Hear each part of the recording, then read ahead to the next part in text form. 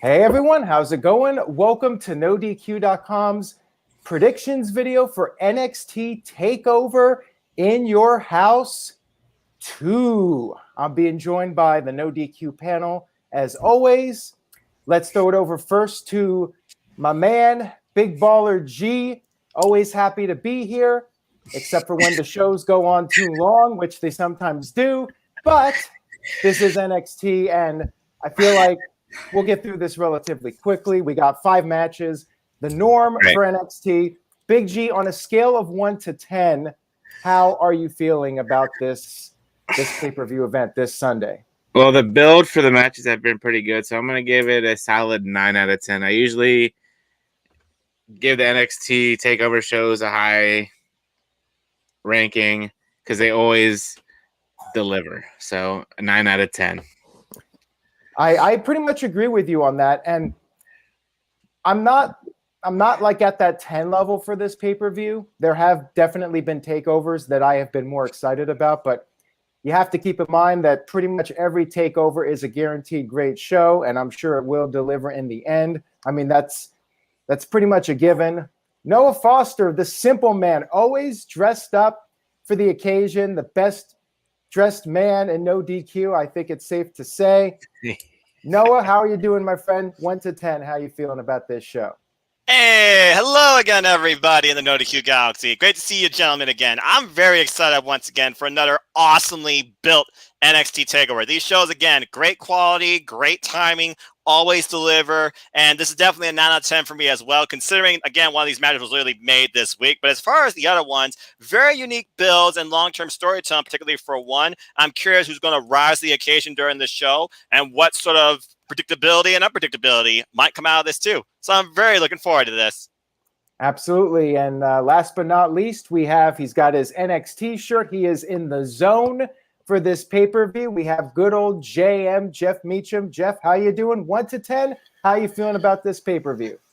I was in the 9 to 9.5 range up until Tuesday night, and then I found out that we're going to have a ladder match for the $1 Million Championship. I am 10 out of 10. I'm all in now, brother, because I love DiBiase and I love the $1 Million Belt. You know that, Aaron. So I am ready for this show for sure. And we got Mr. Tito here. Mr. Tito sent in a $5 super chat. Thank you, Tito. Says, this could be the swan song for many NXT talents before joining the main WWE roster. That is very true, Mr. Tito, because we do have WWE going back to live touring, and you know, you want to get the return to normalcy off with a bang. And what better way than to bring in some fresh faces and have some debuts on the main roster? It'll be interesting to see who wins and loses on this pay-per-view and in what fashion. So let's go ahead and get to the matches. And chat room, feel free to leave your comments, your predictions for each match. I will put them up on the screen as we go through it. Let's start off, Jeff. You did mention that ladder match, that $1 Million Championship ladder match. So I say let's start with that match first. We got Cameron Grimes facing everybody's favorite LA Knight, and Ted DiBiase made this match on Tuesday night a ladder match. The winner would become the new $1 Million champion. And I do agree with Jeff. To me, this is the match that I'm most excited about. The other matches are great and all, but I'm really enjoying the Ted DiBiase storyline, and I'm curious to see where this goes. I felt like Cameron Grimes was on the verge of a babyface turn, but then they did this angle where they're fighting for the championship and fighting to be the person to carry on the legacy of the $1 Million Man. So Noah's got some cash over there. He's got a lot of money. Hell, he's planning to go to Impact Wrestling's Slammiversary pay-per-view. He's got the cash to do it. Noah Foster, your thoughts on this match? Who do you think is going to emerge as the new $1 Million champion? Let me talk to you. First off, for those that are wondering, hashtag super chat for shades. That being said, I am very looking forward to this with the rise, once again, of the $1 Million Championship. Oh my gosh. Well, it's weird that starting with this, Cameron Grimes used to be the heel out of this, and now he's like the sympathetic baby face. And then you got the cocky, obnoxious, always ready to trash you on the mic, L.A. Knight. Both these men who want to basically carry on what Ted DiBiase started with the $1 Million Championship, going all the way back to the Ringmaster, who of course became one of the greatest superstars of all time, Stone Cold Steve Austin. That being said, this match could truly go either way, and it's the one I am most curious and ambitious about. But thinking about what this title could be, higher than what it was with Ted DiBiase Jr., I sense coming out of this, we're going to start with somebody that's going to really showcase this title and rub it in our faces. So my pick is LA Knight, and I feel like going forward, he's going to have like the weird challenges like, you want a piece of the gold? Then you got to go through this person first. I could definitely see some weird challenges being set up towards this, some weird sports entertainment angles, like maybe Cameron Grimes tries to go rob it from LA Knight's mansion. LA Knight hires a bodyguard, and this could be a whole new different direction for a division in NXT where you have Jake Atlas, for example, who beat both these men, maybe going after it first. With that being said, I think LA Knight is going to start off this new $1 Million legacy, and this is going to be a fun match for sure. Absolutely. Well said, Noah. Big G, let's throw it over to you. Top that. See if you can top Noah Foster. I don't know if I can top We're that. Big Baller G. Where's your cash? Like, you're not living the gimmick, man. This is why Noah does my commentary for the watch-alongs every week. Right there. It's for real. Actually, you know what? Hold on 1 second. Oh, shit. Here we go. All right. Well, he's going over. Look what you did, Noah. Look what you did. All right. It's not Hey, over. Are you not entertained?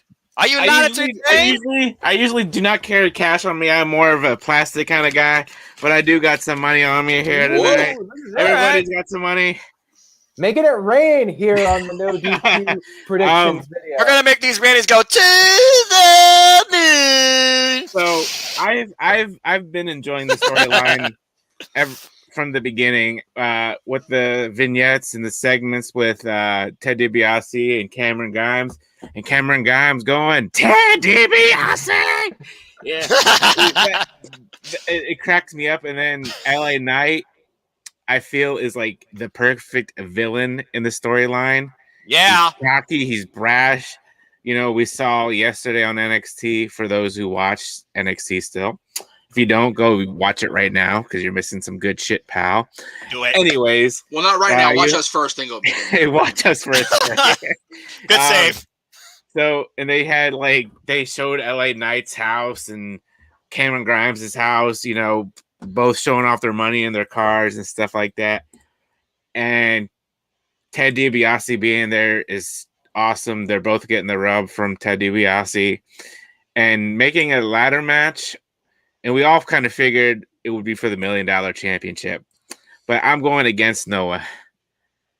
They got to strap the rocket to Cameron Grimes literally to the moon. That is my pick. All right. We're already disagreeing. I'm liking this so far. All right, Jeff. So you and I are the two that are old enough here to remember Ted DiBiase at the time in the late 80s and early 90s. Big G and Noah, they came along a little bit later. We remember Ted DiBiase very fondly growing up as kids. I had the wrestling buddy. I know you had a lot of merchandise as well. So Ted DiBiase, I definitely feel added a lot to this storyline, and it's elevating both guys. I really think there you go. He's got the action figures right there. This is elevating both guys with this storyline.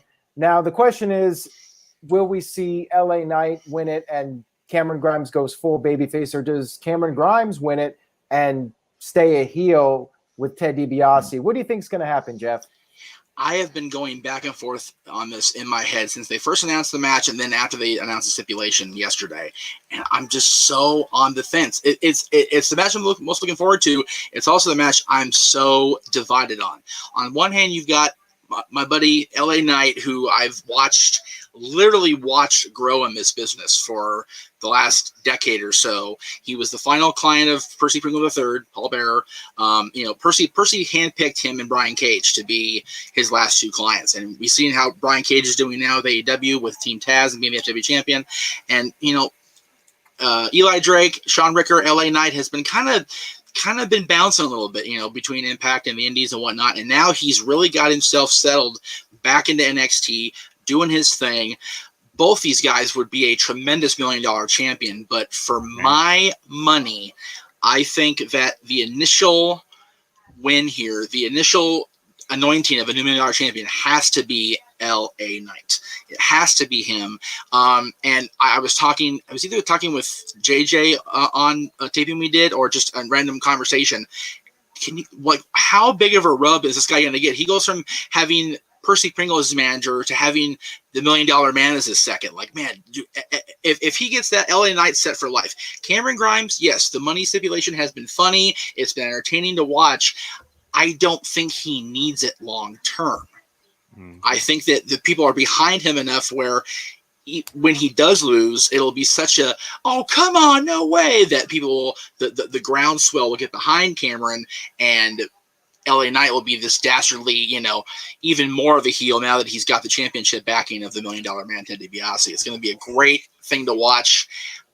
We've talked about sleeper matches that open the show that really, just freaking blow us away to start it. It should be this match for me.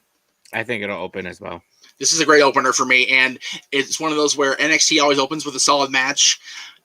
Both LA Knight and Cameron Grimes can go follow that, and especially with Ted DiBiase in the mix, hell of a thing to follow. And that's not an insult. That is just a fact of life. That's exactly correct, and I'm looking forward to it. And I'm so glad Ted's back on TV. Period. And I'm pushing very hard. I put it out there in the universe to get him on my podcast for an interview, because I've wanted to interview him for 10 years. Because when I met him at an event that the EWF promoted back in 2011, I was pushing for it then. I'm double pushing for it now because I'm such a fan of Ted's. So anyway, my official pick is LA Knight. Yeah. Well, Aaron, are you going to agree with me, or is it going to be one-sided, 3-1? I'm sorry, come on, Aaron. Hop on the gravy train, brother. Come on. Don't be a dummy. I'm going to have to go with LA Knight as well. I think he needs to win more. With all due respect to Cameron Grimes, I think he's going to be a solid act in NXT for a while. If he goes to the main roster, not sure he's going to be past the lower card. LA Knight's a guy that could, and the key word is could, because we saw what happened to EC3, and we've seen it with other guys. LA Knight could be a pretty big deal on the main roster, and I think long-term there's going to be more invested in him. So therefore, I think LA Knight needs this win more. He's a heel. I think Cameron Grimes should be continuing to be a baby face. The fans love him. He's a fun act. But as far as the serious character and who you're going to push long-term, I think it has to be LA Knight picking up the victory here and being the new $1 million champ. That comment was a good point about trying to counteract the FTW championship. And I tend to agree with that. But, when you talk about cross promotion of the champion, because, the $1 million champion doesn't have to be an NXT only thing. Just like the 24/7 championship is cross branded. How about, DiBiase and Knight showing up on a random Raw or SmackDown and, just getting in the face of fill in the blank here and having the program briefly and then going back. There's much more appeal of DiBiase going up with LA Knight than there is for Cameron Grimes, in my opinion. Especially with Cameron Grimes' babyface promo from this past NXT, where he literally went Ric Flair as like, take my damn money, and literally talked about how much he was going to take this. And shout out to SCW. Go check out his channel, folks. I just did a collaboration with him. We were talking a lot about this too, with LA Knight really needing this to put himself forward. All right, you guys convinced me enough. I'm going LA Knight. There we go. Peer pressure. But I swear to the wrestling gods, if Cameron Grimes wins this match, I'm gonna lose my crap. But I'm switching to LA Knight officially, Noah. All right then. Good. Everybody grab that gravy train down the highway, brother. Here we go. Hey, everybody's got a price when it comes to the $1 million man in this championship. I can't wait for this. Right. That's right. All right, moving on. Yeah. Let's get to our first women's match of the evening. We have Mercedes Martinez versus Xia Li. All right, so I'm going to throw this over to Big G first. Big G, we'll start with you on this one. Mercedes Martinez, she's a bit of a veteran. She's been in wrestling for a while. Xia Li is more of the newcomer in WWE, although they do have the history going back to the Mae Young Classic. Correct. So your thoughts on this match? And to me, I think it's going to be a win for Xia Li. They're building her up and her group up. And to me, this is probably the easiest match to predict. I'm going with Xia Li. What do you think? Correct me if I'm wrong, Noah. Are they both heels? Yes. Well, I'm going with Xia Li too. Easy, simple. Like Aaron just said, they're trying to build up this group that they have going on with the Mystery. What is that? What is that person's name? I'm so confused. The chick, not Xia Li, not Boa, but the one that they're like. Tian Sha, I think is her name, or is that the group's name? Honestly, I think she's the biggest unknown here still. Yeah, so I'm going with Xia Li because I feel that unknown presence with Boa and the leader behind the group will overcome Mercedes Martinez. All right, the chat room seems to be unanimous with this one. Yeah, they're saying Xia Li, yeah. No, Foster, you want to go against what everyone's saying? Want to throw a curveball at us? Like I did. No.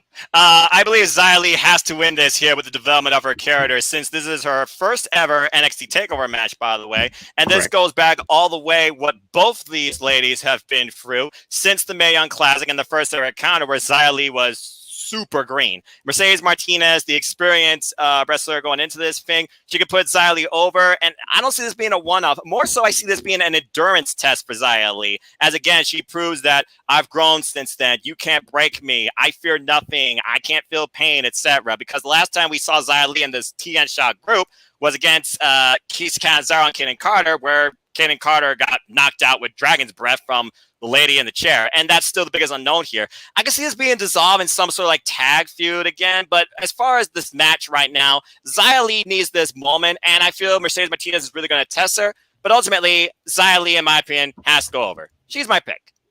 All right, so that leaves us with Jeff. Jeff, you have the opportunity to shock everybody and go a different direction, will you? I was gonna pick Xia Li going in. I had a feeling that she needed it more. That Mercedes is the veteran, she can do better with the loss. But I'm gonna go against the grain just cause Mercedes wins. Just Wow! I did not expect that. I'm a little surprised with that. If for no other reason than just to be contrary, what the hell? Why not? Right. I'd be curious what the leader would think if Xia Li lost. That'd probably be the only reason I could see Mercedes Martinez being a surprise if she wins, because so far Xia Li, since coming back, undefeated. Yeah, you never know, because sometimes when people in WWE think that the fans all know what's going to happen, they shock everybody and do something different. The only reason I don't think it's going to happen is because NXT is pretty straightforward with their booking. With the main roster, random things happen. Sometimes the person that you least expect to win wins. But NXT, it seems to be more ABC booking. We'll see, though. You never know. I feel like lately NXT has been a little bit more similar to the main roster with how the shows are booked. But anyways, we'll move on to the next match, which is going to be another interesting one. It reminds me of the old In Your House pay-per-views, because early on in Your House, there was a match where all the titles were on the line in one match. And we have a very similar match here. We have a 6-man tag team match with the tag team titles and the North American title on the line. We have MSK teaming up with Bronson Reed against Legado del Fantasma. This is a really interesting one to me. Jeff, I'll throw it over to you first. Who do you think is going to leave? Which team do you think will leave with all the championships? I don't know why this is so strong in my head. This is going to be a thing, but I am so high on Legado del Fantasma. Like I love all three of those guys. They're a great group of talents, and I feel that they are better served as the heels being chased than chasing the baby faces. So I say Legado del Fantasma walks out with all the gold in this match. And it's funny you mentioned the In Your House where the all titles were on the line. That was only one of 2 times where that's been a thing in WWE. We had the In Your House match, and of course we had Backlash 2001 where the heels walked out as champions. So, and of course, when the babyfaces won in Your House, they got it taken away the next night because that Dastardly Owen Hart interfered in a match he wasn't supposed to be in, that son of a gun, and ruined everything for the dudes with attitudes. So I will say that Legado Fantasma walks out with the North American and Tag Team Championships here. All right, Noah Foster, let's hear your thoughts on this. I can understand where Jeff is coming from too. With Legado Fantasma, it feels like they're going after their fourth encounter now for these tag titles. And since Santos Escobar dropped the Cruiserweight Championship to Kushida, really brought that division up, I could see him doing things with North American title too. That being said, Bronson Reed been at this for 14 years. Finally just got the title off Johnny Gargano on that steel cage match. And I feel with the North American Championship, they're still trying to define it with a longer-term champion. Something in me feels like Bronson Reed can be that for one reason only. He has constantly been in conflictions with Isaiah Swerve Scott, who now rolls with his own crew, Hit Row. We saw that subtle pass by after their little promo that set up this match to begin with this past Tuesday. So that being said, if no other reason, I think that Isaiah Swerve Scott versus Bronson Reed for the North American title is something to come. And I feel the result of the tornado tag with the grizzled young veterans and Ciampa and Thatcher will lead towards who challenges for the tag titles next. I actually have the champs retaining. If nothing else, I see Santos Escobar finally breaking down and really wondering, okay, Raúl Mendoza and Joaquin Wilde, can you carry what I am, the Emperor of Lucha Libre? Because you got to imagine, whoever loses on that side, in my proposed prediction, I don't see Santos being the one eating the fall. I see it being one of the other two, and Santos is going to have words to say. Something tells me someone's got to change from the God of Fantasma going forward. Maybe even a roster call-up, as I talked about with SCW. But I have the champs retaining. All right, good points from both Jeff and Noah. We'll throw it over to Big Baller G. So yeah, this is going to be one hell of a match. The last time I remember a winner takes all that's coming off my mind was SummerSlam 2008 with Beth Phoenix and Santino Marella versus Mickie James and Kofi Kingston, and the Heels won that match. Mm-hmm. But Noah had you guys all had good points, but MSK just won the titles not too long ago. Bronson Reed just literally won the North American title. Like Noah said, 14-year dream coming to fruition. And, with Hit Row going on right now, I'm going with the champs to retain. And if you didn't know, now you know. All right. There you go. Oh, by the way, more recently, Big G, Seth Rollins, Becky Lynch versus Baron Corbin, Lacey Evans. Right. Correct. Thank you. You're welcome. See how that match didn't come to my mind, but the SummerSlam 2008. Well, we know which one was better. That being said. And the reason that match was better was definitely not Seth Rollins or Becky Lynch's fault. Right. I mean, like the Miz and John Morrison say, correct. Oh, don't say that. You're gonna get that stuck in my head now. I really don't want that stuck in my head. But anyways. Jeez. We are the influencers.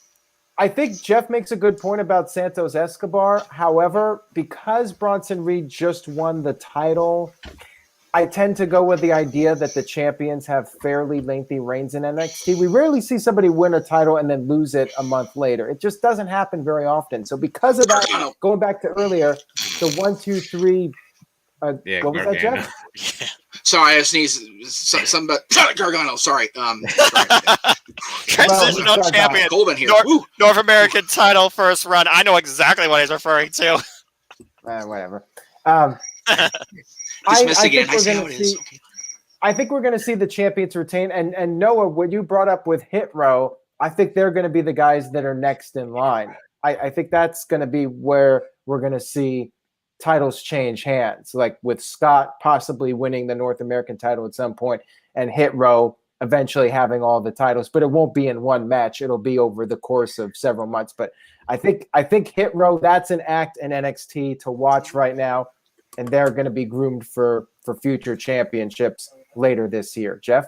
Am I the one that when I hear Hit Row, I think of Scooby-Doo Rut Row, or is that just me?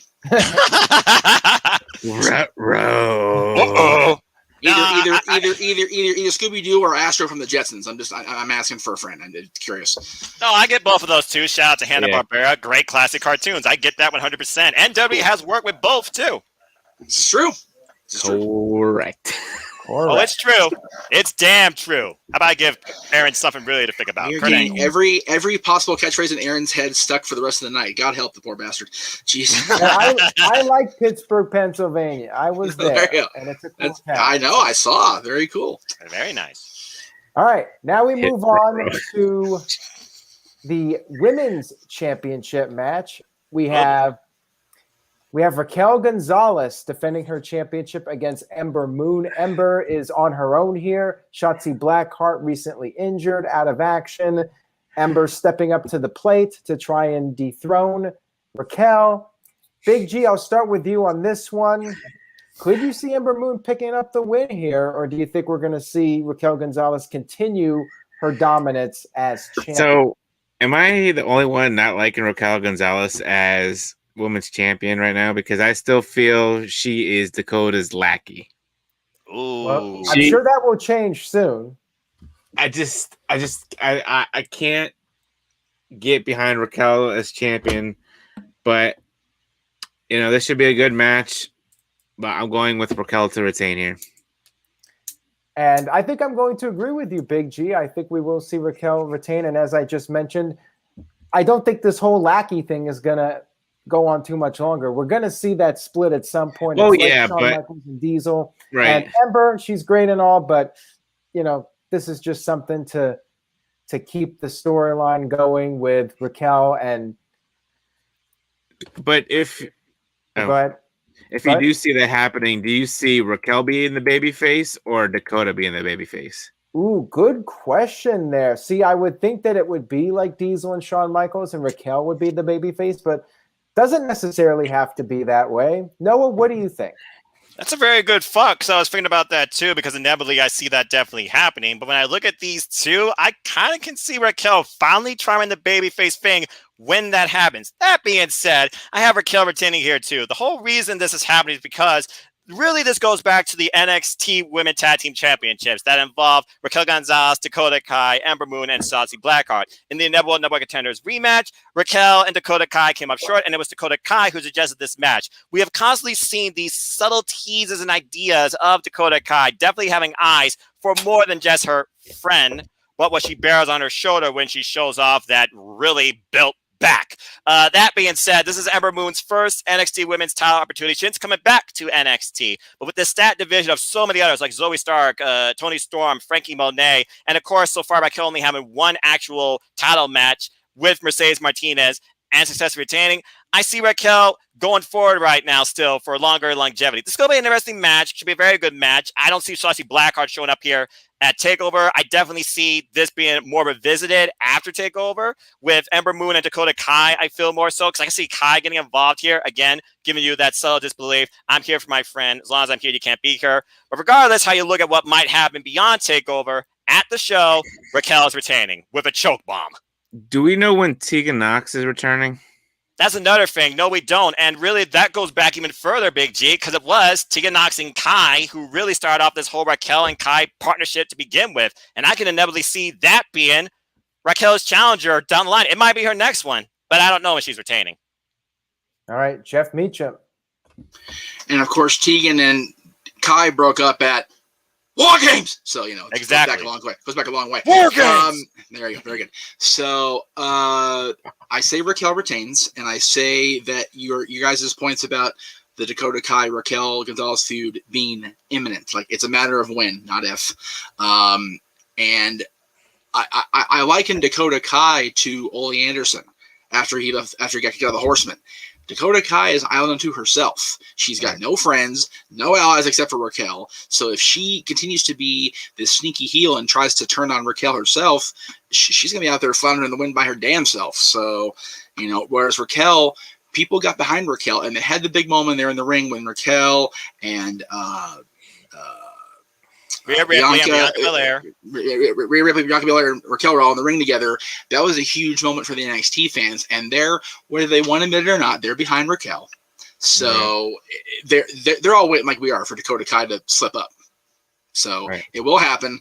And good point by Michael there. Tegan and Raquel is a money match, so they got to keep the title on her long term. I dare say that Tegan and Raquel going to one-on-one is the match where Dakota finally shows her hand and accidentally costs Raquel the match, not the title necessarily, but the match. Right. And off they go to the races with their feud. I'm assuming the next takeover would probably be like the week before SummerSlam, like they're doing it like the week before Yeah. Hell in a So Cell this next year, week. On the cell. Yeah. Yeah. All Well, right, I mean, guys. yeah. Okay. Let's get to the main event of the evening. We got 5 matches on this takeover card, and we got 5 people in this main event. No Booker T, though. Booker T is not in this match, despite being a 5-time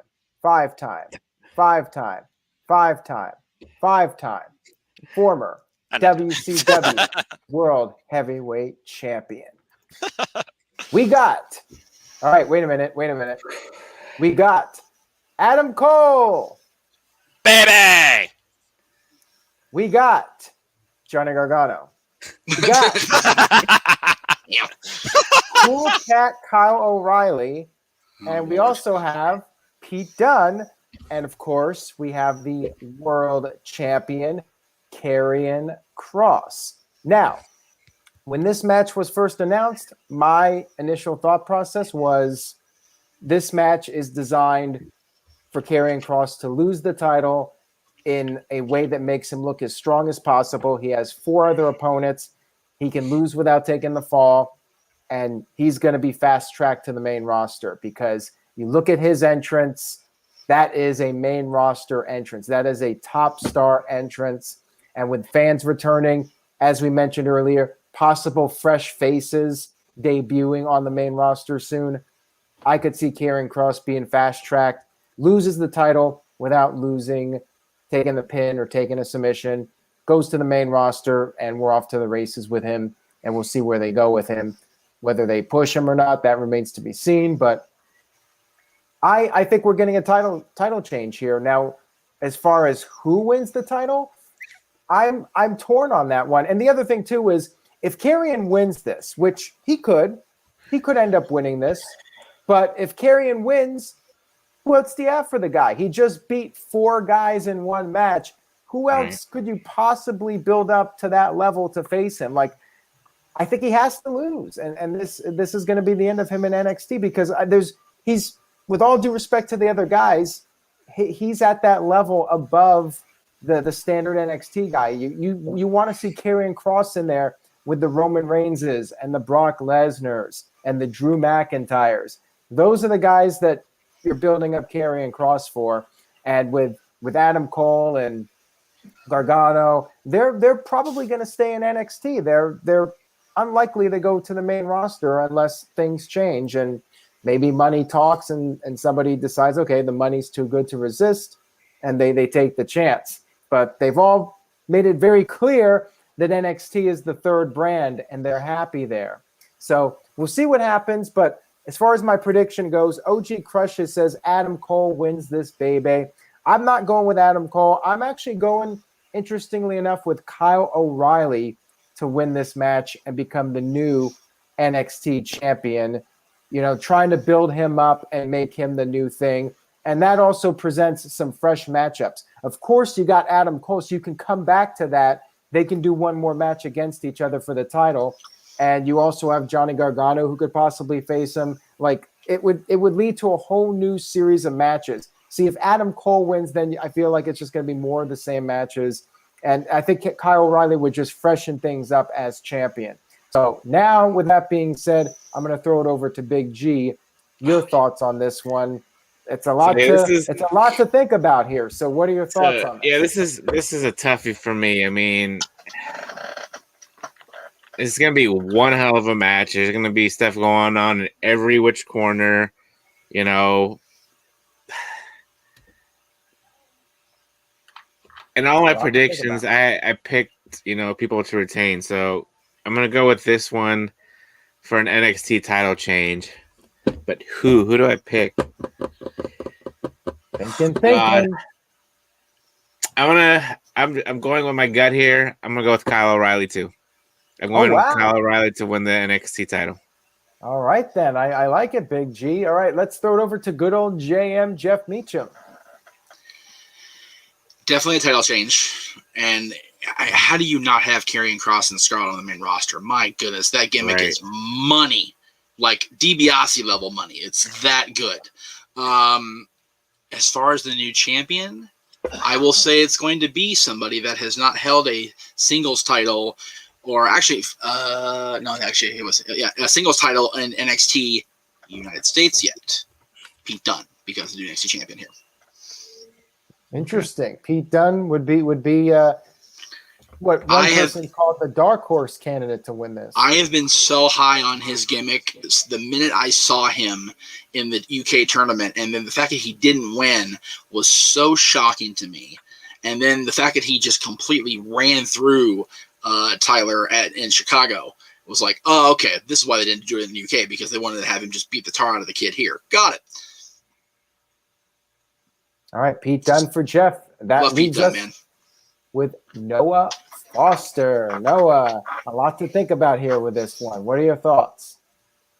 Jeez. This is freaking near impossible to call when you think everybody is possibly a chance to win this. And you look at all the different feuds going here. Pete Dunne, the longest reigning NXT UK champion. The guy has yet to win singles gold here in NXT, which still surprises me. Already lost out on the title against Finn Balor.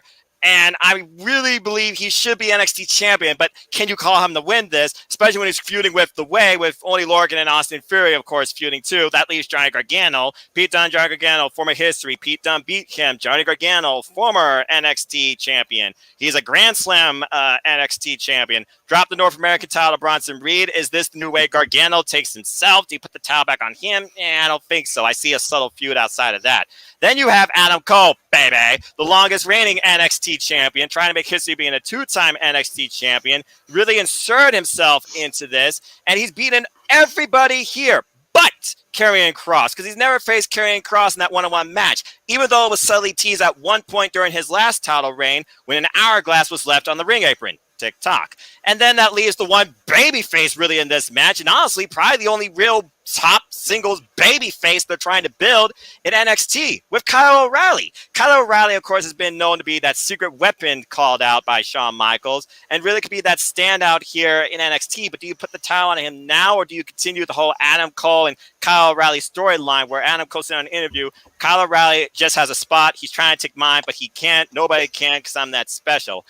With the inevitable draft and the calls and those that say they're going to stay in NXT. And I remember when meeting Adam Cole directly, which is awesome, and I told him, stay in NXT. He said, oh, I'm going to try to. But the longevity of the NXT champions and their championship reigns. Again, Karrion Kross has only defended this title once against Finn Balor in a rematch. He just won at Stand and Deliver. And why I believe he is a top draw on the main roster. Vince F's up anything NXT. That being said, good God almighty. Well, you know what? Hey, we've been dynamic. How's this for you? Everybody pays the toll. I have Karrion Kross retaining only because I want to see Karrion Kross versus Adam Cole one-on-one, because we're going to see a lot of strange alliances, feuds revisited, and eventually everybody's going to gang up on Kross to try and take him out. I can see Kross just coming out of nowhere and blasting somebody in the back of the head. If anyone's going to eat a fall in this match, I could see it being Kyle O'Reilly, because, again, that's another one-on-one waiting to have it. There are still one-on-one matches waiting to have it with Karrion Kross as the NXT champion, in my opinion. And whether it's Kyle O'Reilly or freaking Adam Cole or Pete Dunne, which definitely are three matches I want to see. I want Karrion Kross to stick around a little longer in this new era of chaos he started since being champion in NXT. So officially, Karrion Kross retains is my prediction, and everybody's going to pay the toll. What comes next? TikTok. All right, and one thing is for sure, that five-way match has made it more unpredictable. Like, if it was Karrion Kross versus one guy, I wouldn't buy into the idea that other person was going to win the title. I think by doing the five people in the match, it does make it a bit more unpredictable as to who will win. Thank you guys for watching, and thank you to the No DQ panel for for being on. Let's go ahead and do our plugs. Good old JM, Jeff Meacham. We'll start with you. I got your graphic right here. Let's do it. JeffMeachernetwork.com. There it is. Coming up Friday night. I covered the time by mistake. That's going to be at 7 Eastern, 4 Pacific. JJ and I will be doing our Dad's Not Always on Wrestling episode featuring our picks for the greatest matches in the career of Steve Austin, not just Stone Cold for what it's worth. Sunday, of course, the watch along NXT Takeover. The show we just predicted, so we'll see how well we did Sunday night. Noah may or may not be there with me. We're trying to work that out still for sure. Yeah. And of course, Talk Wrestling Monday afternoon Monday evening at 7 to 4 Pacific with Ask Me Anything each and every Monday, as long as I can get myself out of a sick bed, which did not happen this week, unfortunately. But all the archives, JeffMeachernetwork.com takes you to the YouTube channel, the merch store where you can buy, all kinds of stuff designed by our buddy Greg Cherry and so much more. Everything is at JeffMeachernetwork.com. All right, and we got Big Baller G. Big G, I have your graphic up here, your updated graphic. Let's get it up yeah. Big G, what do you got for us? NoDQ.com/BigBallerG takes you to my Twitter page, and you can follow me on TikTok at BigBallerG1988. That is it for me. All right, short and sweet from Big Baller G, and now we'll throw it over to the simple man, Noah Foster. Here we go. As always, gentlemen, it's an extreme pleasure. NoDQ Galaxy, ding dong, hello. Your time is now. The predictions form is live on my Twitter as of right now. So if you want to join the league or follow me, know this. I'm just a simple man and a lifelong fan of what's that word I'm looking for? ... Oh yeah, wrestling. So follow me on Twitter at Foster1916. Follow me on Instagram for positive reprieve in your day at Foster1916, and check out my simple YouTube channel, youtube.com/C/NoFoster10 for all things wrestling. Shout out to ATW family on Twitter. Upcoming content this week includes coverage of NJPW's Dominion, AEW Dark Elevation, AEW Dark, and maybe I'll finally try and get around to doing simple takes on both NXT and NXT UK with the inevitable match tomorrow between Michael Satsuma and Xia Li. I can't wait for that. And there'll also be further content to come. I might even do a NoDQ Galaxy predictions panel if I can get a hold of the greats like Jeff Chadwick, Christopher Ross, or anybody that wants to talk wrestling with me. Feel free to reach out to me. I'd be happy to collab with you on anything wrestling. As always, I like to close. There are no winners, there are no losers, there are no bears. They're just fans with own opinions for this passion we all share. So at the end of the day, folks, support one another and respect each other. And just enjoy life and enjoy wrestling. Simple as that. Well said, Noah Foster. And of course, I will be doing live play-by-play coverage this Sunday of the NXT TakeOver pay-per-view. And I'll be back afterwards to recap the show. Thanks again to everybody for being on. Make sure you check out Big Baller G, Jeff Meacham, and Noah Foster on social media and their respective channels. Take care, everybody. Enjoy the rest of your week. And we will see you all next time.